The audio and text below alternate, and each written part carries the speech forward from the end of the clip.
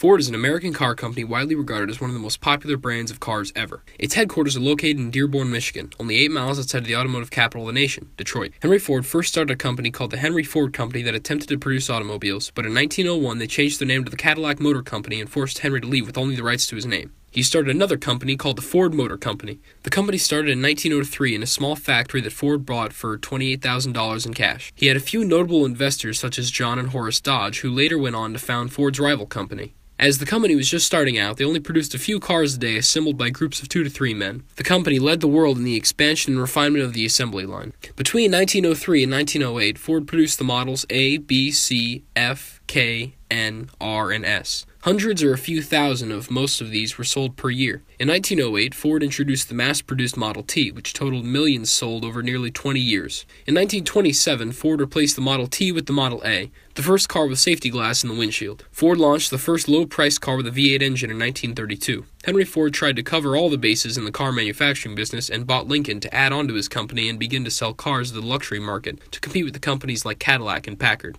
At this point, car companies were becoming more and more advanced and designed cars like we do today. In late 1955, Ford established the Continental Division as a separate luxury car division. This division was responsible for the manufacture and sale of the famous Continental Mark II. Knock knock. Who's there? Uh-oh. It's the Ford Edsel. The Ford Edsel going on sale was probably the worst time in the history of the Ford Motor Company. Nobody really knows the exact reason for why it failed as badly as it did. Most speculate that it was due to Ford hyping up the car like it was better than any other car ever.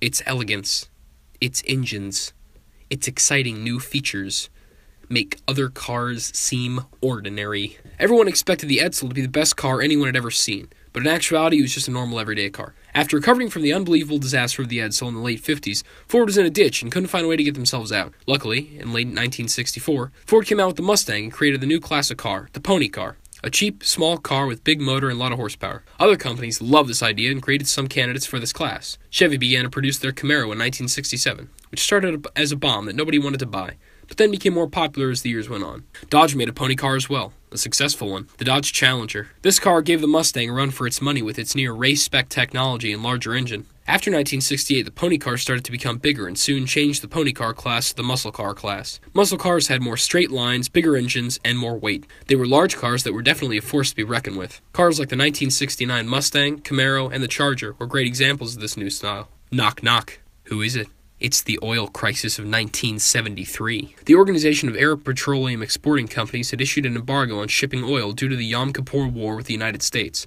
Due to this embargo, the price of oil had risen from $3 to a barrel, nearly $12 globally. This means that the world had no place for gas guzzlers and muscle cars. So Ford, along with every other car company, dropped all their previous styling and started designing more and more boring cars. These times were known as the Dark Ages. But nothing really exciting happened, so we'll just fast forward right over this part. Now, in 2017, Ford will be bringing the company back to its roots and spend $700 million on a new plant in Michigan, which will create 700 new jobs. To this day, Ford has created a car for almost every kind of person, including plug-in hybrids, trucks, sedans, SUVs, sports cars, race cars, and a lot more in between. They are liked by people everywhere and are an extremely popular brand.